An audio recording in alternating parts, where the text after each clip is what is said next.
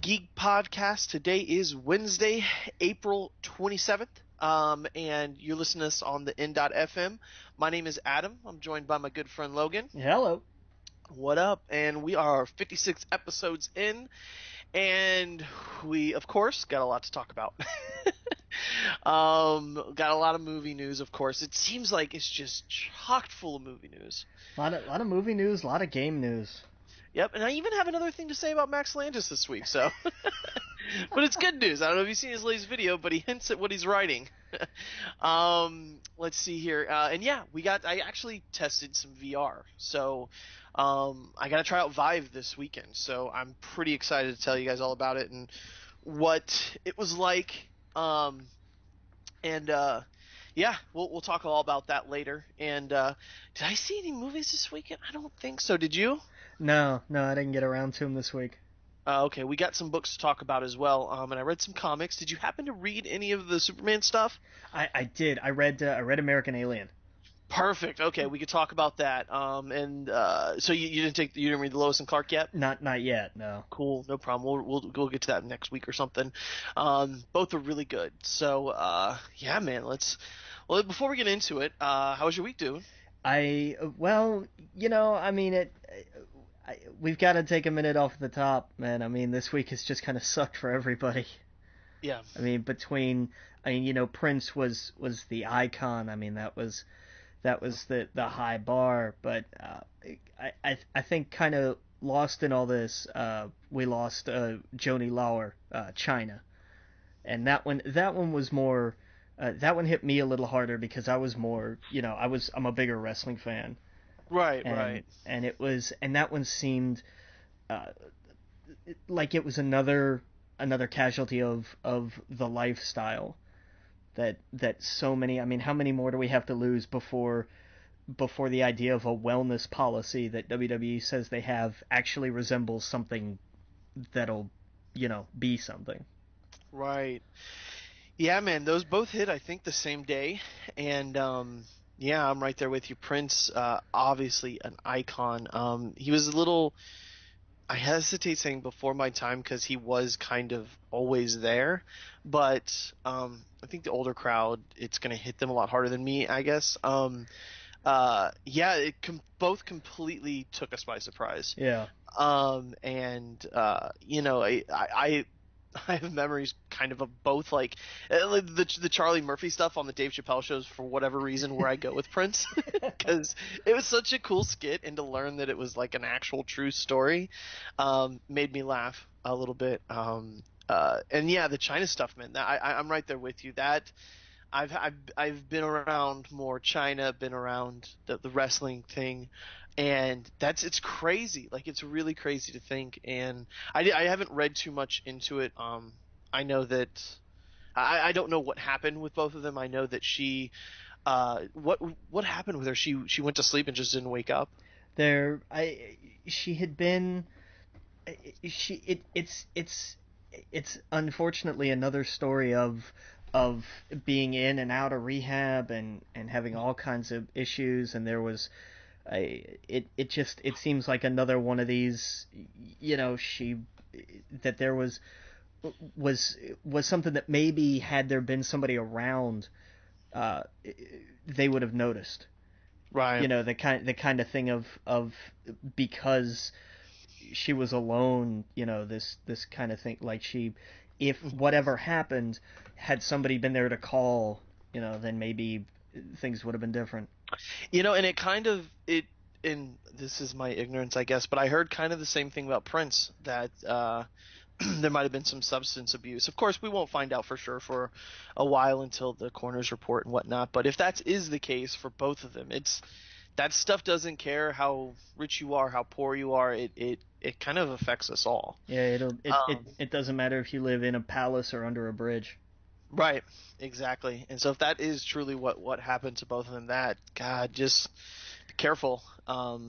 Yeah, and educate yourself on that kind of stuff. And like you said, the stuff with the wrestling, like, they really need to get on that. They need to make sure that these people that have abused themselves through their entire career have some sort of plan when they retire, a safe plan where they're not thrown into Right. that kind of stuff. And I mean, and even if it was something in the past, Right. I mean, but it seems like so many that have come through there have had substance abuse problems, and maybe they get clean, and it's just the lasting effects. I mean, Eddie Guerrero, the Ultimate Warrior, Hmm. the list on these kinds of things, of people who have gotten through this, but the Yeah. effects just catch up with you. Right. I think Benoit is the biggest example of the WWE. Probably the darkest day in their history is with what he did, and it's telling what happens and not treated right, Right. and not course corrected immediately. Yeah. So yeah, man, it's a shame. And there's really no way to segue out of that. So, No.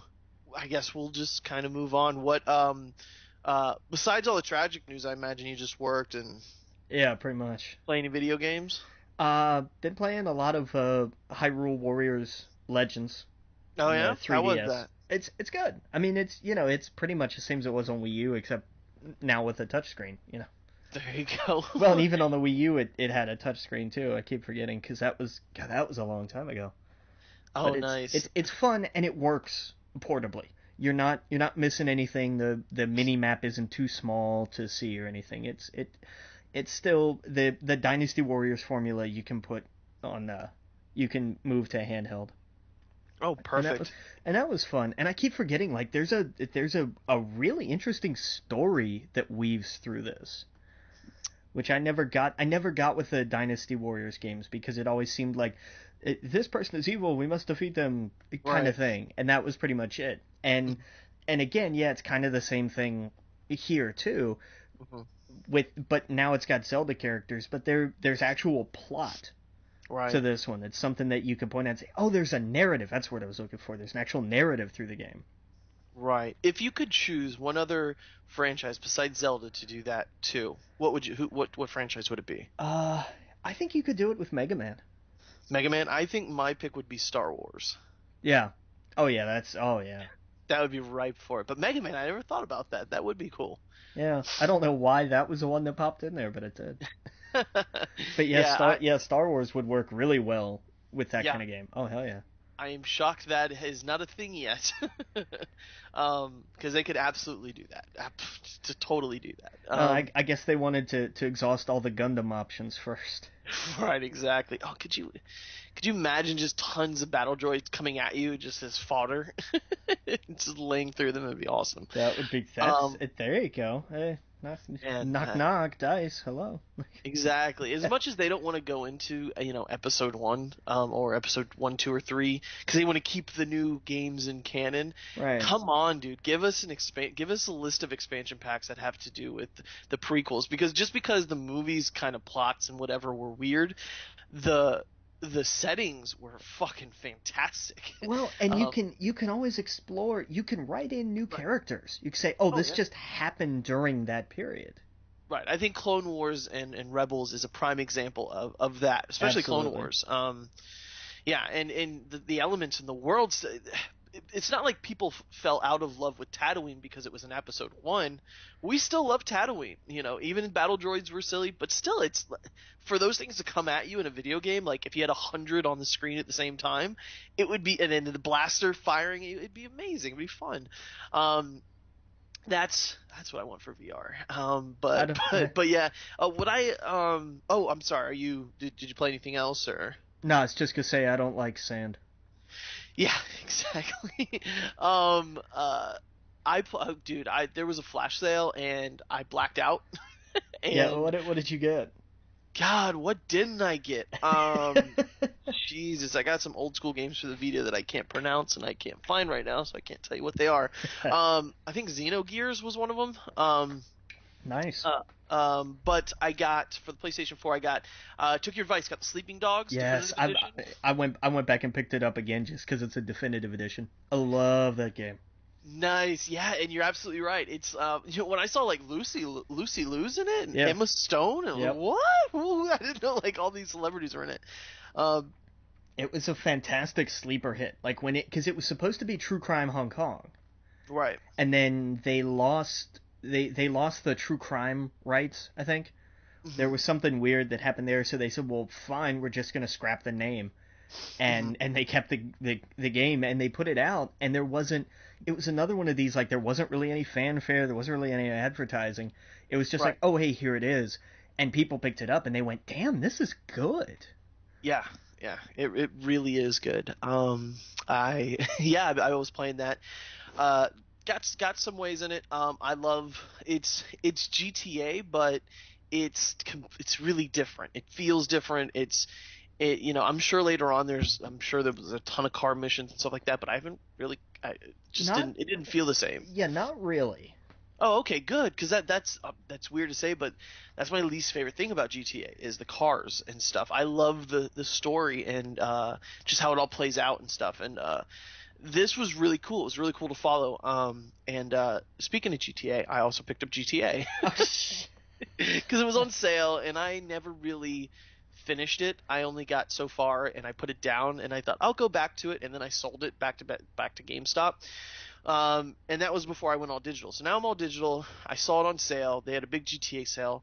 Oh, that was the other thing I got for the Vita was like the first three GTAs. So San Andreas, uh, my mind's going blank. My favorite one I can't remember right now. The one in Miami, Vice City. Vice City, yeah, and the GTA 3. So I got that for the Vita. But anyway, one last thing I got, and again I blacked out, was Shadow Warrior. Have you ever heard of Really? it? Yeah, yeah. You ever play it? The new one or I the? not the revamped version. It is so much fun. You play as a guy, Little Wang, and you you pull up. I forget what fucking '70s song you're listening to or '80s song. You're driving up. It makes no sense. You go there to like say you're a collector, and they won't give you this sword that balsam power, and then suddenly they sick people on you, and it's straight up Kill Bill. You are slicing arms and limbs off, and they're just throwing stuff at you, and you're like, "Did I say Little Dicky? I meant I'm Big Dicky." And you just go crazy, and you get guns, and it's just whacked out, just cocaine trip video game pretty much, just balls to the wall, just violent as can be. It's like if Mortal Kombat was third first person sword game pretty much. And it's whacked out fun, and I it just so happened to see this weekend, and I maybe this was why it was part of the sale. Shadow Warrior 2 was announced, and it looks even crazier. Maybe I'll Nice. have you watch the gameplay of that on one of our breaks, but holy crap, does it look fun. And it was $6, so you couldn't beat that. I Right. think it's like 20 now, but yeah, man, Uh, it was a lot of fun. nice. Did you ever play what the hell was it called? Shadows of the Damned? No, I didn't. Oh man, I if that's, you gotta find. I don't even know if that came out for 360, but if it did, you've got to check and see if that's backwards compatible. Okay. It is so ridiculous over the top. It's a part. I want to say it's part Suda 51 and part something else. It was like part Grasshopper Games and part something, I think. Hmm. But it's so ridiculous. It's hysterical. It's a was it a third? Yeah, it was a third person shooter. It's kind of Devil May Cry Okay. in it just kind of in that sort of lock on kind of mechanic. But the it's oh man, it's hysterical. If nothing else, like go to YouTube and like just watch some of the cutscenes just to Okay. see, like, it's hilarious. And it was Okay. just, and it was a solid functional game. Like the gameplay worked, it was fine, but the writing in it was just hilarious. It was fantastic. Oh, okay. Yeah, I'll check that out for sure. I'll go see if it's backwards compatible. Yeah. I know there's also a thing I downloaded but I never played. It's a demo from Team Ninja. How do you it's NIOH Neo? Nio, I think. Nio. It looked really fun, so I downloaded it. Just haven't got to it yet. Yeah. Um, I think the demo's out, and I think the game came out at the same time. So I'm gonna check that out. Oh, also, there's a huge sale on PlayStation right now called the Golden Week sale, and it's a lot of Japanese developer games. Oh, nice. Yeah, so a lot of Vita games, a lot of Persona 4 is like $6 now. Bunch of just a bunch of Japanese games.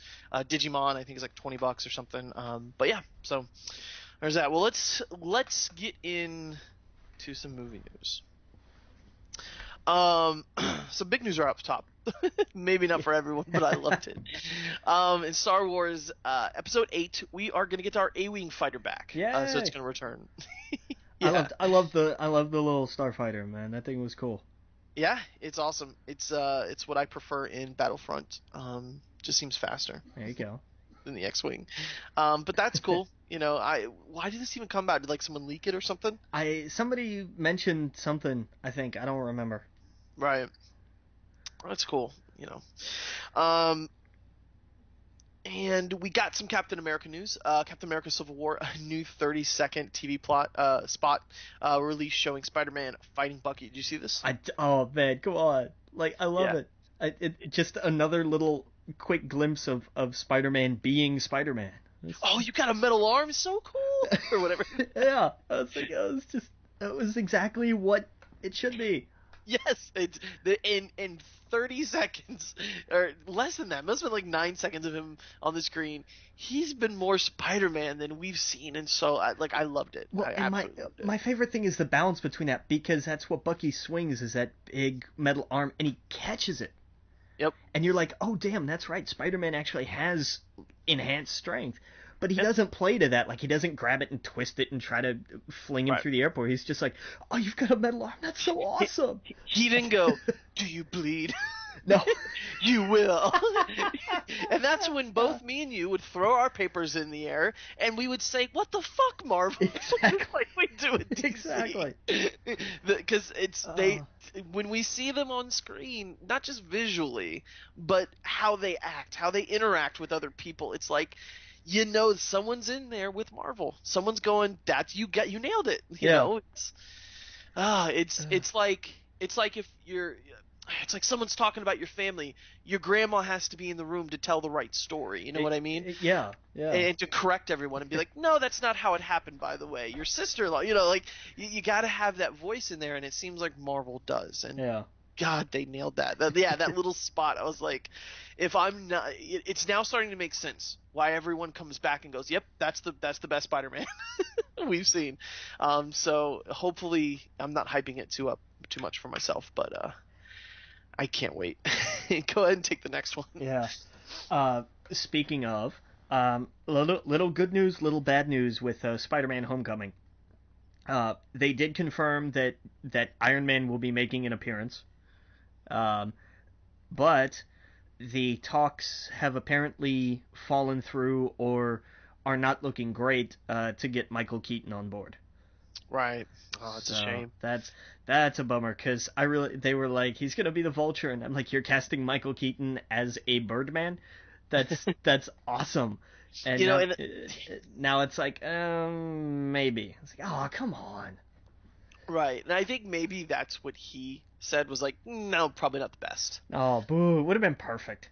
It would have been perfect. It would have been great. But I don't know. I wonder who's going to replace him. I think it's clear they're going to do Vulture, but that's pretty. I mean, Spider-Man, he's got a ton of villains they could do. Who would you pick if you wanted? Who would be your dream next villain? Don't say Green Goblin. No, you see, Doc Ock. Whenever, Doc Ock? Yeah, whenever, and I'm the weird one. Whenever I talk to people and I say, name the first Spider-Man villain that pops into your head, everybody says Green Goblin. Mm-hmm. Because, and let me rephrase that, every comic book person I talk to, they all say Green Goblin. They're like, that's Batman's Joker, or that's Spider-Man's Joker, is the Green Goblin. And I agree, but it's not the one that jumps out to me. Like, when somebody says Spider-Man villain, I immediately go to Doc Ock. Every time. And I think that's... I don't know, maybe it's the science connection thing. Maybe it's probably just because he was kind of he was one of the main ones in the old Fox animated series. Right. Like it was usually him or the Lizard or Venom, and all the other villains were kind of bit characters, Hydro Man and Shocker, but I don't know, you could even do Shocker. Like that would totally work. Yeah, well, I don't know about Shocker. Yeah, you could. Yeah, you absolutely could. I could see him being a side character or something. There's a great I love in Ultimate Spider-Man where he's just a joke. He's an absolute total joke because he's just a guy with the guns and Right. that's it. Like that's it. That's all he does. And he gets beat like in record time every single time He does. until he finally one-ups Peter. Right. And he's got him hanging upside down and he's chained up and everything and he's like and he's trying to talk to him and Shocker's like, I invented these, I created these, and he starts kind of telling his story and you're like, wow, this guy isn't just some ridiculous doofus. There's a I there's a I real character in here. I get what you're saying. I would love that story on Netflix where it's grounded, but in Spider-Man the movie, Fair enough. you got to be up. You got to have some you got to have a scene where they're like, "Hey, Spider-Man, get the cranes moving." And he's going just like in the last movie. Yeah. When the cranes are going and then Spider-Man's going from crane to crane and swooping around a building, and that's why I think they're going to do the Vulture, cuz that's very visually, Spider-Man's up on top of a building and you know, uh, shooting his webs, where what you're talking about is like down on the ground, Right. gritty. Right, we got you where we want you. You can't get out of this hole, and that's cool. That's a cool story. That would be more for like Netflix. That would be Agreed. like a cool Netflix tie-in. Yeah. No, Yeah, because I don't know who like you said, I think Green Goblin is probably the big one, but we've seen too much of him. The whole right. Green Goblin, Hobgoblin, whatever. I would love to see I would love Venom and Carnage done right. That's where my Yeah. mind goes when I think of Spider. And I know that's so cliche for '90s, but But I mean, I agree. Like that would be like you want to give me like a fan like that would be the perfect Spider-Man movie. I just don't think that can be the first one. right, exactly. That's the third one, and don't make it the third one with 16 other characters. If you're gonna do other, like, make it like Venom and the like the symbiotes, Yeah. and Carnage is the big bad one that they can't control. That would be cool. Yes, you're right. As a third one, and that do it just like these other Marvel films. Have a movie, have just a few extra characters in it, just like last Captain America. We had 2 extra characters, and they were not forced. They were very much crucial to the story. They were a part of the story the whole way through. You know, with Falcon and with Black Widow, it was very much a part of the movie. That's how they should take it. That's how Sony should do the Spider-Man films, and not have Eddie Brock pop into 3 scenes and suddenly we're supposed to care about what happens to him. Right. But yeah, I digress. Inhumans. Never gonna happen. Well, it is gonna happen. It's just a matter of like, look, they've added all this stuff because Marvel's looked at what's worked and they've said, hey, people loved Ant-Man, we'll do an Ant-Man sequel and it'll be Ant-Man and the Wasp, and they went great. And then this deal with Sony came about and they said, well, we got to put Spider-Man on the docket. Great. So that means we've got to kind of move some of these a little down the road. So is Spider-Man a part of their phase, even though it's a Sony picture? I think they're looking at it that way because it is Or in part? it is MCU. It is MCU, and there's some money probably being spent on both sides. Oh yeah, especially with Robert Downey Jr. Yeah, and I think that's why they have to plan for that in their, not just in their schedule, but because their schedule is their continuity. Right, and right now, Inhumans, if you want Inhumans, look no further than Agents of S.H.I.E.L.D. Yeah, I have to catch up on that, but I mean that's where, like, that's what that is right now. Like that's exactly what it is. Yeah, so I don't see this as like this. Oh no, it's like, dude, if you want Inhumans, we're gonna get years of Inhumans. Don't worry about it. Yeah. And in the TV show, which is cool. Yeah, I gotta catch up as well. It's just there's so much on, dude. I tried to catch up. I watched some of the Fear of Walking Dead. I wasn't too happy about it, but I've been trying to catch up on some shows. It seems like the only ones that I'm like week to week right now are Flash and Game of Thrones, of course. We'll talk about in a little bit. Yeah, but I tried to do that too, but I was like, hey, I need to get HBO now that I can get it and Game of Thrones is coming out, and I fell down that rabbit hole. Yeah. There's no Check helping out me. Silicon Valley. It's pretty funny. Yeah, okay. I like it. It's the first time I saw it, I didn't like it at all. I was in a different place, and I just wasn't in. Like, I was like, I don't know. They're trying too hard to be geekies and nerds and stuff. It seemed too much like an edgy Big Bang Theory. But after I've given it some time and space, I went back to it, and I was like, this is funny. I like it. Nice. Yeah, Nice. yeah. It's a startup company. It's completely fake. But just their interactions with each other are funny to me. So, um, but yeah. So I don't know. So yeah, Inhumans.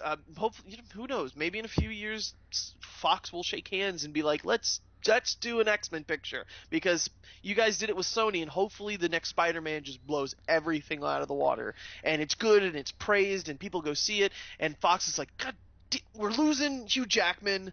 Let's do something. Let's make this right. Hopefully they do that. No, because Fox is going to turn around and say, "Hey, we've still got Deadpool." The end.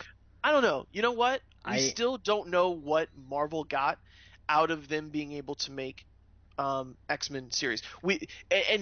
I think it has to do with Fantastic Four, if I'm gonna guess. Some deal went down. Basically, Fox dropped Fantastic Four in the same time period that they also got the rights to do X-Men characters on TV, and we never found out what Marvel got. And I don't think for a second they just did all of that for Fox and didn't get anything returned. I think it's all hush hush. And right. I think we're going to find out soon if they either got Fantastic Four or X-Men. Well, had they gotten X-Men, I think there would have been.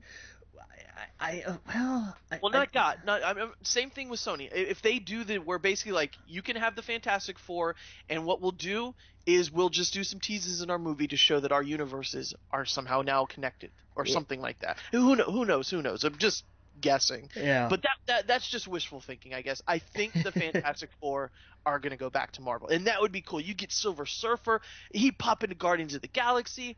Oh my God! Like the Fantastic Four could work, I think, really well with Marvel, and that could be their family-friendly movie. Like that will be where people will be like, "Yep, that's the real family-friendly one." Oh, and because they would absolutely just go back to what made it work. Yeah, and skip the origin, put them in space, have them have some fun, have it as an adventure, put Nova in it, put Groot in it, mix it all together, put Black Panther in it, it would be cool. I think they're best when they interact with other characters too. So agreed. Spider-Man would be great in it. Can you just imagine? Here, let's have a roundtable of Peter Parker, Bruce Banner, Tony Stark, and Reed Richards. Oh God, we'd have Illuminati. I'll tell you, we would. We've got everybody else except for like the only two we're missing are Reed and the Submariner. Right, and where's that go? He's got some weird deal with Universal. Even though they hinted at him in one of those Avengers after the Avenger movies or whatever. Yeah. Where his little flip on the map. So yeah, that's another one. Great interacting with people. Like if you put him in a Black Panther movie where like he was the villain, that would be sick. Oh, and the internet would explode. Yeah, they would. But that's where characters like him and the Hulk or whatever shine to me. Where it's like I got excited when I found out Hulk was going to be in Thor because like, oh, that's awesome. That's perfect. But I think we got to take a break. And when we get back, promise you we'll talk more about movies. Again, you're listening to We Geek Podcast on the N.FM. See you in a minute. Welcome back to We Geek Podcast on the N.FM, and we got a lot more news to talk about. We got some more Marvel news, and if you want to stay, because this is some pretty big spoilers for Guardians of the Galaxy 2. Well, I mean, yes and no. Basically, what we're going to talk about, some really cool news. If you like Nathan Fillion, you're going to love this, and we're pretty much going to talk about who he's going to play in the movie. And it's also going to reveal some plots in the movie about where the Guardians go. Certain planets, certain time frames. So if you want to stay completely spoil free, I'm going to tap my head. No, I'm just kidding. But fast forward 5 minutes or something. We won't spend too much time talking about it. Hopefully we say that, but yeah. So here we go. Spoilers for the next 5 minutes. Shoot for it if you don't want to spoil it. So anyway, Nathan Fillion. Okay, I guess like a cat. Do you know what happened? Like there was a photo on set that was taken. There was something that showed posters for movies within the movie. Right. So apparently in Guardians of the Galaxy 2, it's a picture on set, and it's basically set on Earth. And it's like outside of a movie theater or maybe like Broadway.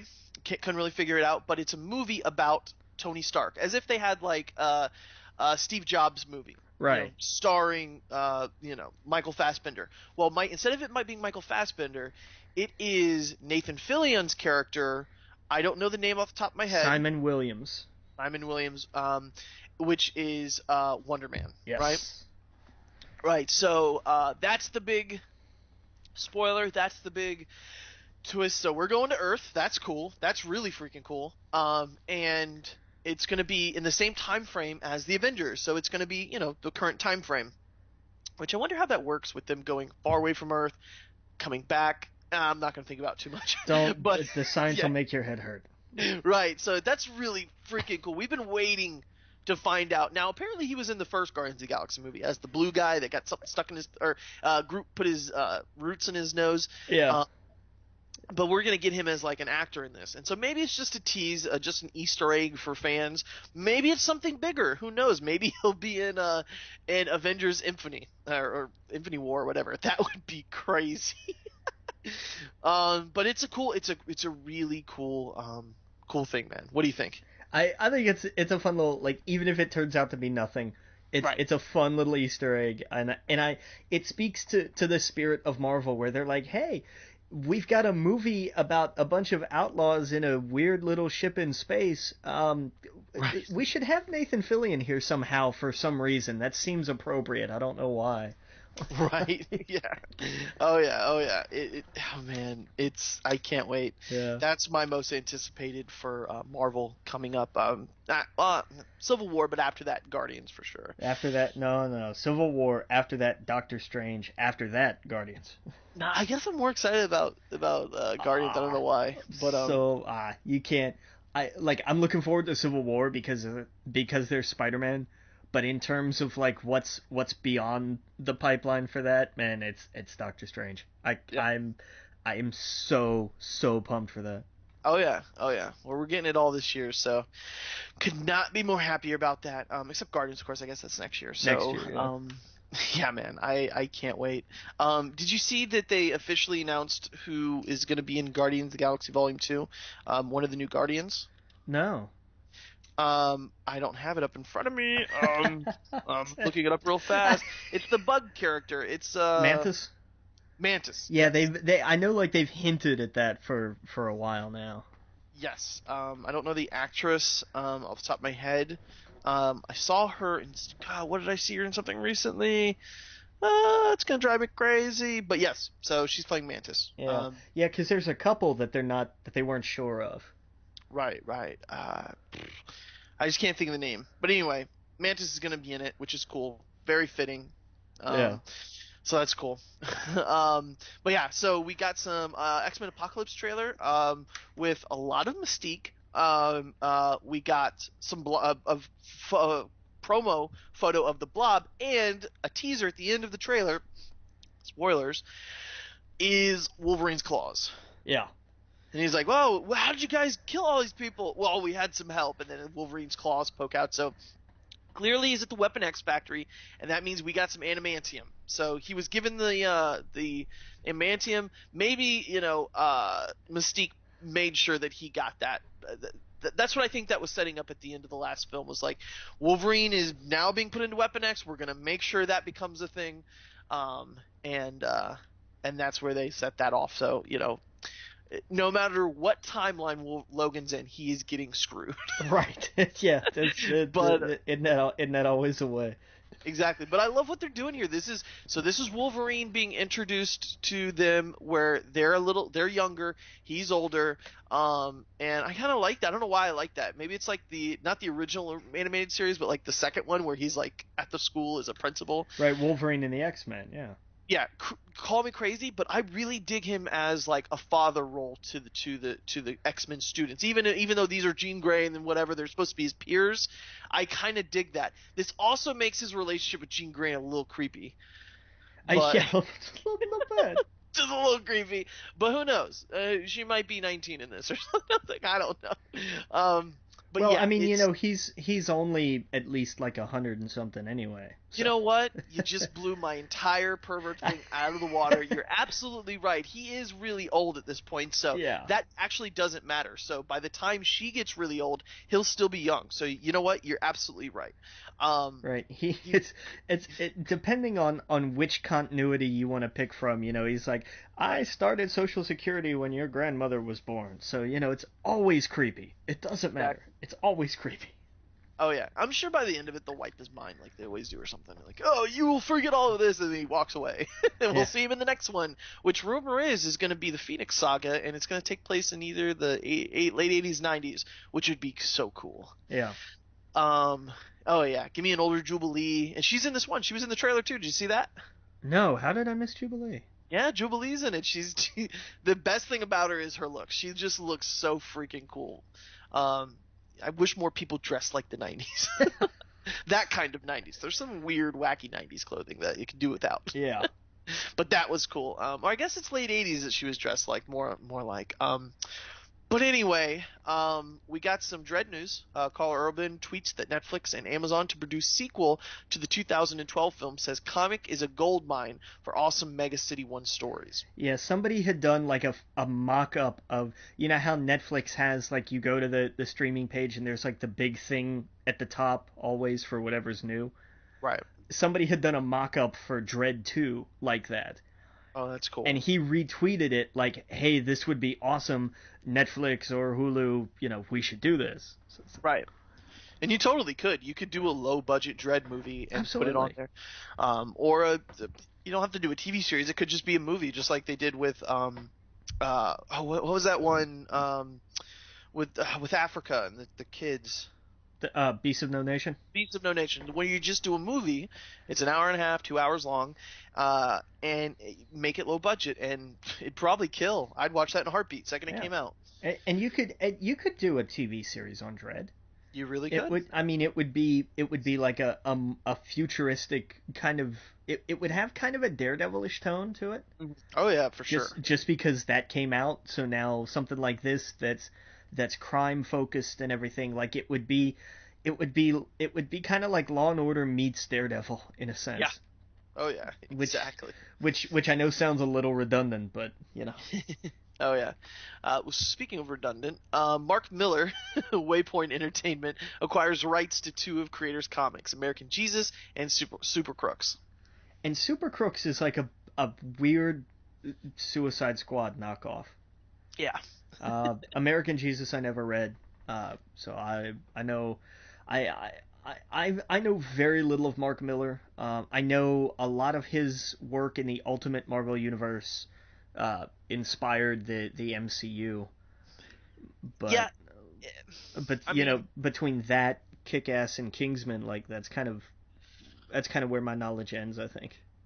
Same here. He does a lot of cool like what if stories, Elseworld type of stories, which is ultimately like what the Ultimate Universe was.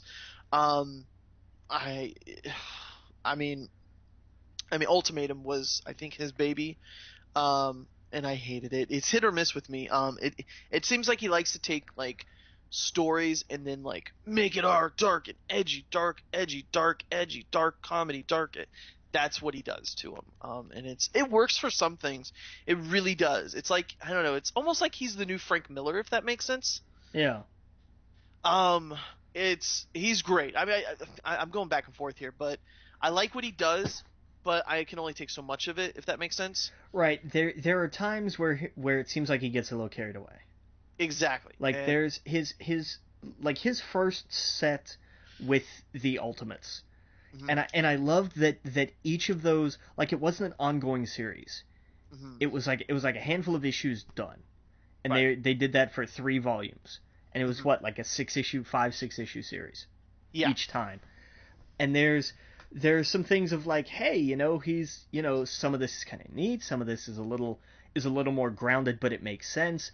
And then, you have Bruce Banner hulks out because Betty is dating Freddie Prinze Jr. Right. Not a real shining moment there. Right. There are some Like for example, like you said, the Ultimates and Ultimate X-Men, the first run of that, or like the first like 12 issues, that's all him, and it's so good. Yeah. I go back and read that all the time. I've read the Ultimate X-Men I don't know how many times, and the first like 60 issues of that are just superb. Yeah. But it's such a shame that went away. Like I loved it when it was the characters that I knew, not these like weird, strange ones, but like the ones that I knew told a little bit differently and new stories. It was like, oh, this is awesome. This Wolverine is so cool. The Cyclops is not a bitch. Like he gets his ass kicked, ass handed to him, and he figures a way out of it. He joins, he joined Magneto, and like it just had so many cool stories. So that's what I mean. Like there's sometimes where I'm just like, Mark Miller, okay, I've had enough of that. And there's sometimes where it's really cool, so it's really hit or miss. I don't know what I was getting with that, but well, yeah. and part of what happened with why the Ultimate Universe went downhill was they made death permanent, Right. more or less. More yeah, permanent. It's true. By the end of Ultimate X-Men, they weren't even there was how many issues where they were just in exile, and they were in enslavement camps and stuff, and I was like, I don't want to read any of this anymore. There's like 3 X-Men I know, and the rest are just bullshit characters. And you did away with Wolverine, you did away with Beast, you did away with Cyclops, you did away with everyone I care about in a matter of 12 issues. Right, yeah, Ultimatum was the end of the Ultimate Universe for me. That was it. That's fair. Miles was the best thing to come out after that, but but even that was way post Ultimatum. Way post. But I'm just saying, post Ultimatum, that was the one shining thing, and it had nothing to do with Mark Miller. Yeah.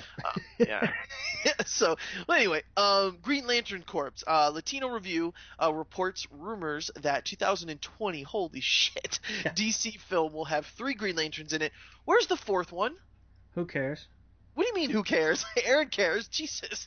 Well, now hang on. We don't know which 3, though. No, we do. Yeah, Kyle's the 3rd one. Are you sure? Or are they going to go with Guy? No, they said Kyle. Every report that I saw said Kyle. Really? Yeah. Oh, yeah. Well, then Aaron will be pissed. Yeah. But to be fair, those are the big top 3. Guy Garner's kind of But if there was anyone else, it would be Guy Garner. He's the top 4. Yeah. Oh yeah, absolutely. Yeah, he's the least popular of those top 4 just because, everyone knows Jon Stewart from the TV show. Most people actually know him that never read comics. And let's be fair, most people saw the TV show then, are like us that still read. Hal Jordan, I think everyone knows because he's the first. He was the longest, whatever. Well, technically not the first, but you know what I mean. Right. In the retcon. And Kyle's the one that I think is, out of those 3, the least known just because you didn't see him in the cartoon. He was hardly in the comics when, the last however many years. He's been he wasn't even really a Green Lantern. He's been like the White Lantern. Yeah. Once they turned into Power Rangers. And yes, it is true. Yeah, so it's going to be interesting to see how they do that. But I love that, dude. Yes, put more Green Lanterns in there. That's what I want. I want a corpse movie where have the leader. It's a silent P, man. Oh yeah, I know. Sorry, you know that. You know me. I'm gonna mispronounce everything I can. I let Infinity go a long time ago. Right. Yeah, exactly. But yeah, dude. So I'm pretty excited for it. As long as it's nothing, and I'm gonna say this about every DC movie going forward until we get a few that work. As long as it's not like Batman vs Superman, I'm gonna be okay. Yeah, and I think maybe having 3 characters that aren't the same. Well, God, what if they make them all the same? God, that would suck. I mean, that first of all, that destroys. Like, these are 3 completely different personas.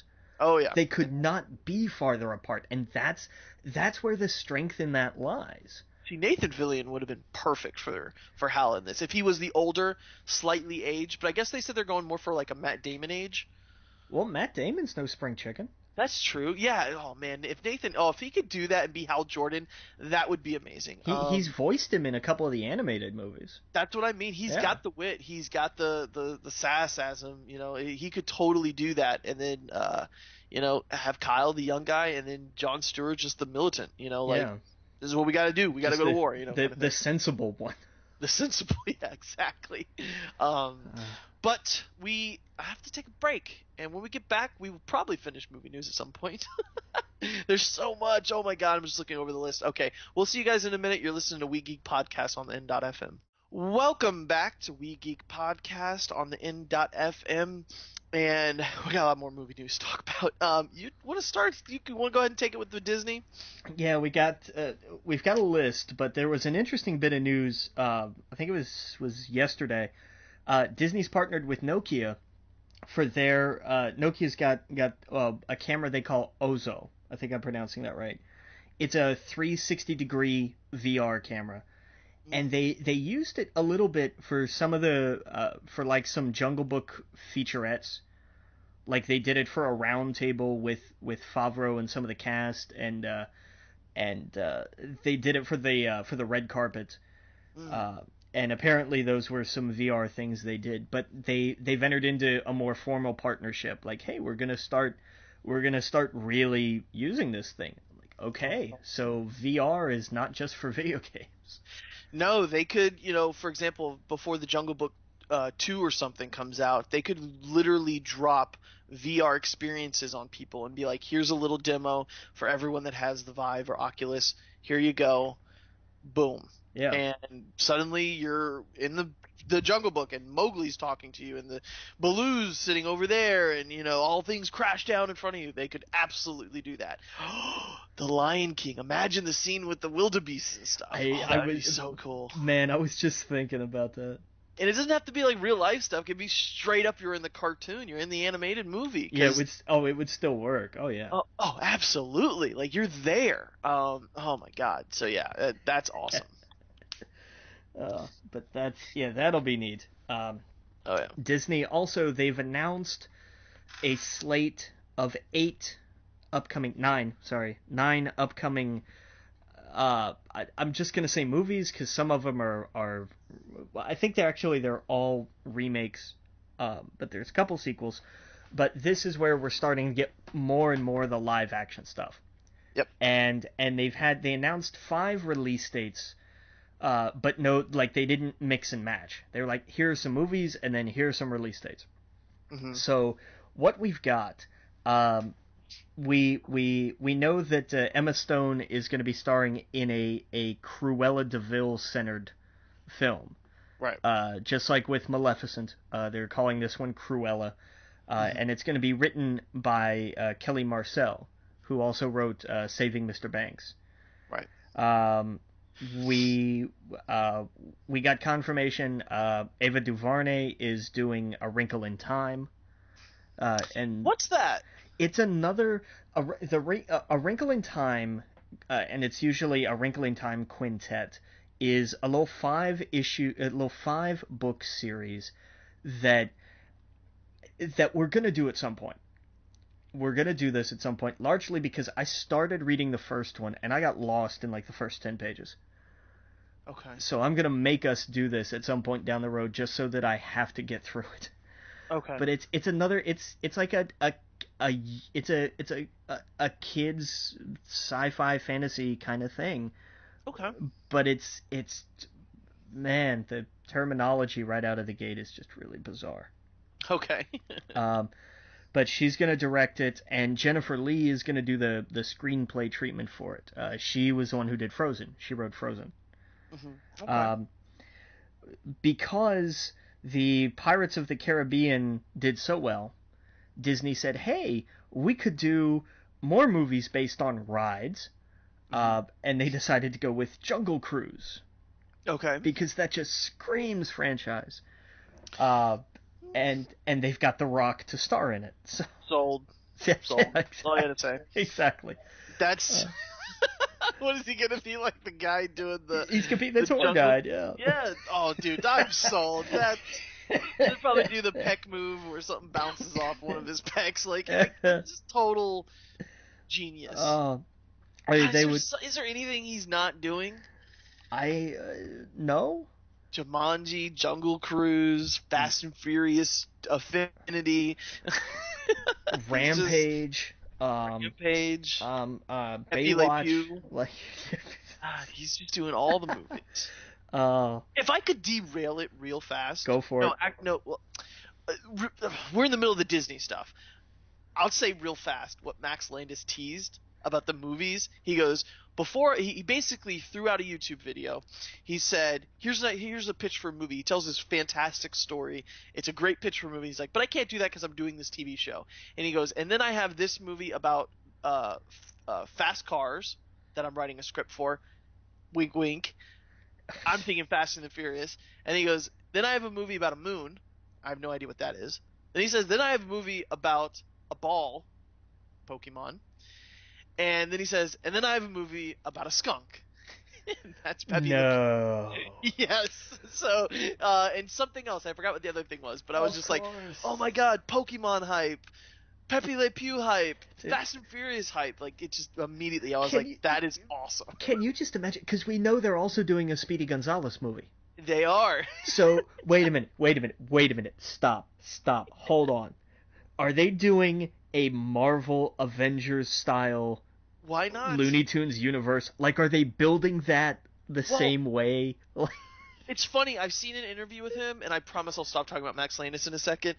But he actually talks about in an interview. He goes, people somehow forgot that the Looney Tunes were not shared all the time. They weren't shared for years until most recently, especially with Space Jams. They're all kind of together. Right. But he said what made them interesting and really cool is that you could watch their own little cartoons, and then every once in a while Bugs Bunny and Daffy Duck would get together, and it made it special. Right. And he said it was really cool that they weren't all together all the time. And he goes, wouldn't it be cool if they did that again?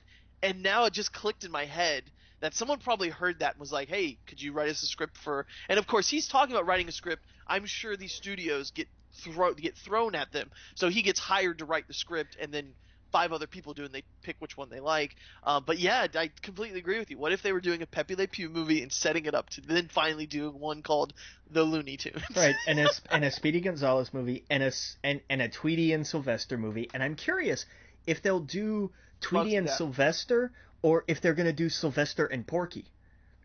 That's true. Because remember, they had a lot of shared, like, they were the haunted house duo. Right.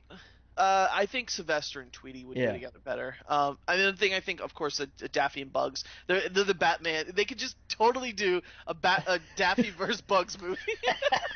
And have Daffy Duck, with the whole guys and everything. And then they could totally do that. They are owned by Warner Brothers. They could totally spoof that. Yeah, Bugs versus Daffy. Dawn of what? Dawn of what? Dawn of the Carrot? I don't have no idea. I don't. Dawn of the Wabbit? I have no idea. Yeah. It would be perfect. And then just as a tagline underneath of it, what season is it? Right, exactly. Yes, exactly. Do you believe they could make all those jokes in there? Oh my god. Oh man, but yeah, they could totally do a Looney Tunes shared universe, and then they all get together in the Looney Tunes, and they I don't know, they help out LeBron James or something, or Stephen Curry, whoever the popular basketball players these days. But anyway, back to Disney movies. Oh my god. Sorry. No, that's perfect. Yeah, man. I love that. Because now I'm just now I'm off and running like a Yosemite Sam movie. Yeah, man, you got to start watching Max Landis' videos. They are so fucking good. You would love them because you have a writer's man. I've seen a couple of them. Okay, I did watch a few last week.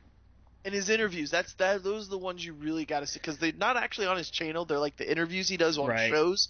And when people just let him go, does he go? Yeah, I need to watch. Like I started watching the kind of funny one. Right, but I want to finish that because I know that's got to be that's where so much of this comes from. Oh yeah, absolutely. They just let him go. They're just like, keep talking. We could sit here all day. Oh yeah. But okay, so go on. So we were talking about Jungle Cruise. Yeah, and that sounds okay. Sure, whatever. They've announced Dumbo, and this is going to be a train wreck because Tim Burton will direct it, and Aaron Kruger, who's most notable for writing the last Transformers movie, is going to be writing it. God. So we're going to have Alice in Wonderland meets Transformers, and it's going to be Dumbo. No, pass. I don't want this. Go away. No. That just sounds so bad. Yeah. That just sounds like, come on, you got me with the Jungle Book. Like I am in now. I was the one screaming foul the whole time. You got me in, and now you're gonna say this. And I was talking about it. They could totally do a Dumbo movie now. Yeah. Good Lord, that is the worst. Why do people like to take fun, bright things and go, Tim Burton, go at it? Well, because Dumbo's not a tremendously fun, bright thing, for one thing. I guess. I don't know. I don't know. I thought it was more like upbeat than it was depressing. Sure, the scene where he gets hammered and sees pink elephants and starts that whole image. Yeah, that was not the stuff of nightmares. I just remember him flying around and stuff. And... Yeah, in an abused circus and everything. It's not a fun... Go back and rewatch it. I know. It's not a fun film. Yeah, I know. I just don't see Tim Burton doing that. I don't know. Flying elephant with big ears. It seems like he's been waiting his whole career for this. I don't know. It's gonna have Johnny Depp in it. He's gonna play He's gonna play the leader of the Crows. Sure. Jesus Christ! I don't know. Tell me you don't see that coming. Yeah, no, it's exactly what it's gonna be. Or he's gonna be like the ringmaster or something. Yeah. Moving on. to more interesting news, this one I'm of two minds of, because they're doing a Mary Poppins sequel. Not a reboot, not a remake, but an actual sequel. Oh, that's cool. It's going to be directed by Rob Marshall. Mm-hmm. It's going to co-star Emily Blunt, which I think is a fantastic choice. Right. Yeah, she's perfect. Yeah. And my boy, Lin-Manuel Miranda. Oh, wow. That's why I'm going to give this a shot. Just because of that casting. Like, those two are going to be fantastic. Wow. Yeah. Uh-huh. Yeah. Yeah, that's crazy. The recent Pulitzer Prize winner. Yeah. Right. The Hamilton. That's crazy. That makes sense, though. Why did this thing just disappear? Okay. Actually, we got to take a break, don't we? Yeah. Let's talk about that when we get back. We're listening to We Geek Podcast on the N.FM. See you in a minute. All right, welcome back to We Geek Podcast on the N.FM. And so far, these Disney live-action things, I'm on board with, except for Dumbo. Yeah. You had me on all of them except for Dumbo. What else do we got? Or that Mary Poppins, that's really freaking cool. Like, yeah, that's going to be awesome. I can't wait. Oh, yeah, absolutely. Have you seen the trailer where it's like a creepy Mary Poppins? No, did somebody recut it? It's like an edited creepy Mary Poppins. Watch that on the break where it's like black and white and she's creepily floating in, and it's like this crazy like Hitchcock music. Nice. Well, I mean that's the interesting flip side to these kind of like really happy, bouncy, fun movies. You cut one or two elements out of it, and it can go south real fast. Oh, yeah. Yeah, it's really creepy just talking about magic and stuff like that. And the way they edit it, you're like, oh, this is frightening. But, yeah, it's really cool. But what other live-action Disney do we got up the... They did confirm a Maleficent sequel. Cool. Angelina Jolie returning, as well as Linda Wolverton, who wrote the first one. Okay.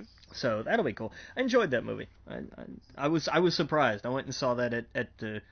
like the little budget theater down from my apartment, and I was like, you know what, that's okay. I'm impressed. That makes sense. Gotcha. This is the weird one, and I actually I'm gonna skip this one to come back to it. Just because the next couple are obvious. We knew about the Jungle Book 2. We knew they greenlit that sequel. Favreau and Justin Marks to come back to direct and write. So cool. So good. They're working on a new Tinkerbell movie. Because of course. Was there a first Tinkerbell movie? Animated. There was a whole animated fairy franchise. I had no idea. Oh yeah, there was Tinkerbell, and then there was like her sisters, and then her family, and then like all the fairies. Oh yeah, it was a whole big thing. Wow, I had no idea. Yeah. Oh yeah, I just googled it. Pirate fairies. Yeah, that was Tinkerbell and the Pirate Fairies. Yeah, it was a whole big thing. Okay, Tinkerbell and the Secret of the Wings. Awesome. But yeah, so they're gonna have Reese Witherspoon star in it. That makes a lot of sense. Sure, bubbly, blonde. Okay, cool, go for it. And it's gonna be written by Victoria Strauss, who did the script for Finding Dory. Oh, okay. So that'll be interesting. this this one, because I don't know what this is actually going to be like. They've tapped Lasse Hallström, who directed Safe Haven, to direct this movie. Ashley Powell, who I couldn't find a credit for on anything, is going to write the script for a movie called The Nutcracker and the Four Realms. What? It sounds to me like they're doing a Rise of the Guardians thing with the Nutcracker. Okay. That's just what it sounds like to me. They're like, hey, what if we took this thing, like we have the Rat King and all of these things, like what if we did this kind of thing with it? That's what it seems like they're doing to me. Yeah, the evil Mouse King with 7 heads introducing Mary the magical world of toys. The brave Nutcracker will change her life forever. Okay. I never really, as a kid, the Nutcracker thing, never. I went and saw that as like a play or whatnot, just, well, not my thing. Yeah. But okay, whatever. I mean, I'm sure this is a live action one? Yeah, apparently. Okay, all right. I guess ever since I saw the Jungle Book, I'm just like, you know what? I need to try these because I was blown away. Yeah, I enjoyed Maleficent. I haven't seen Cinderella, but I've heard that it's actually pretty good. Okay. You gotta imagine they have the Lion King written on a board somewhere. Oh, I'm sure they have them all written on a board. And it's circled, and they're just like, yep, this is the big one. This is the one that's coming. Well, I mean, they've talked about Pocahontas and Mulan, and we know they're doing a Peter Pan one.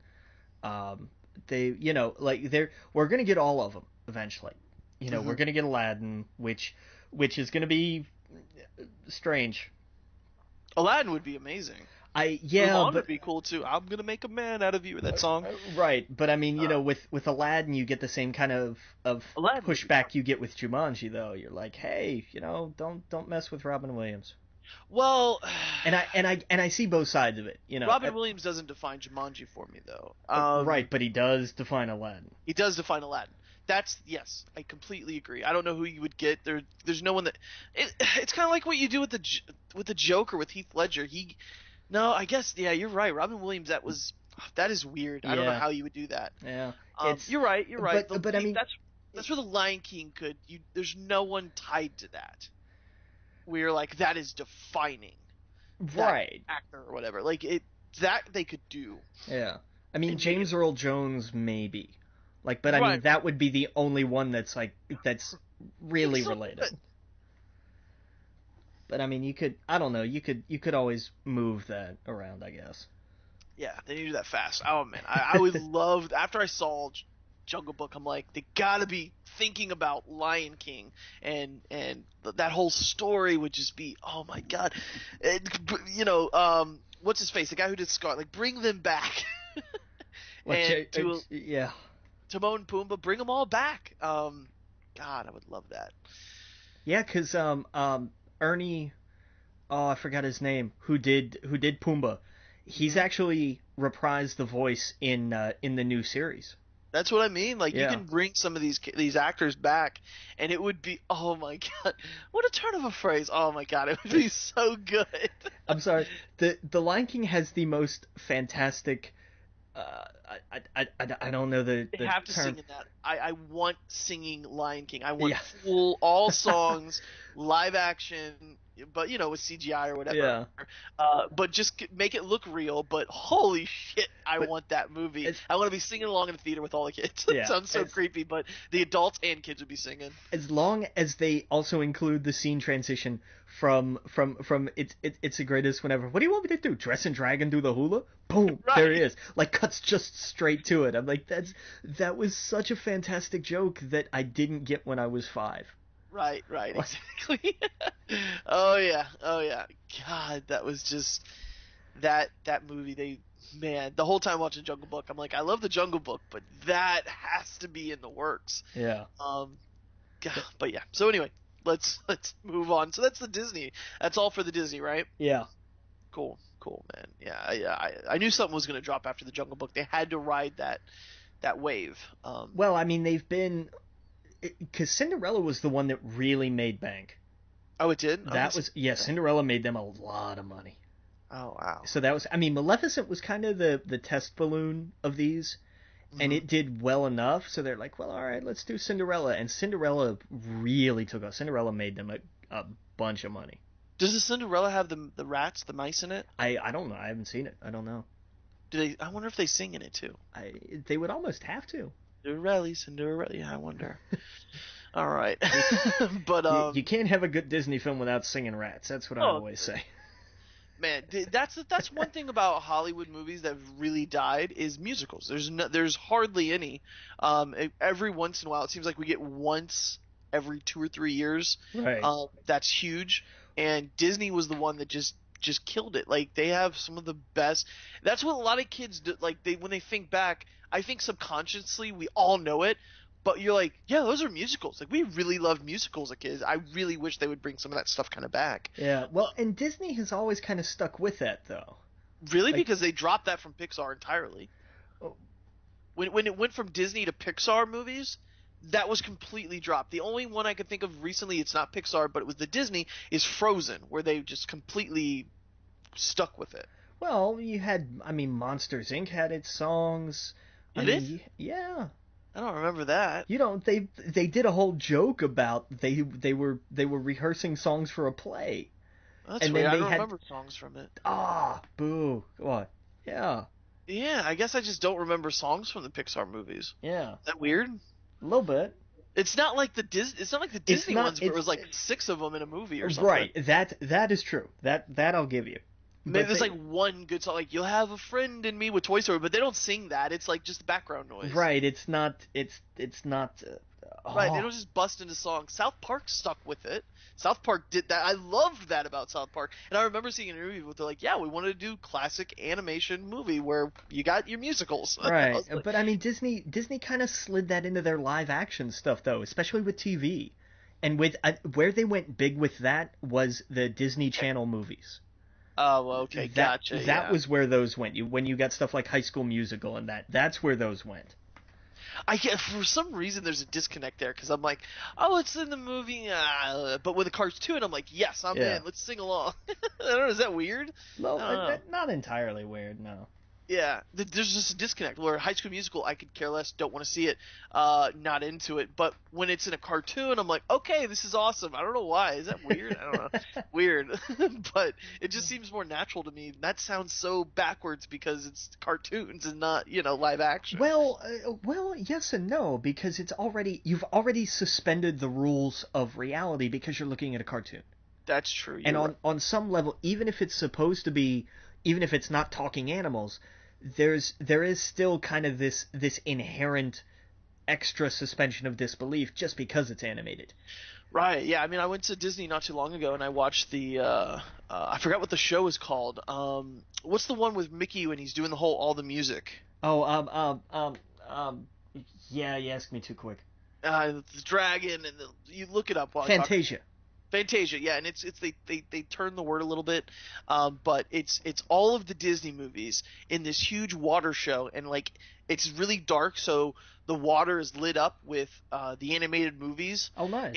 And they're all the characters are out on these boats and they're singing along to their songs, and there's like live action, like the Pocahontas and Aladdin is all acting out in front of you to the music, and I'm just like, oh shit, I love these songs. I forgot the Beauty and the Beast songs, and they do "I'll Make a Man Out of You" from Mulan. They go the Pocahontas. They go all over the place, and I'm just like, God, these movies are so good. These songs are so good, and they sing the whole song, like and then they do the Lion King with Timon and Pumbaa, and it's just really cool.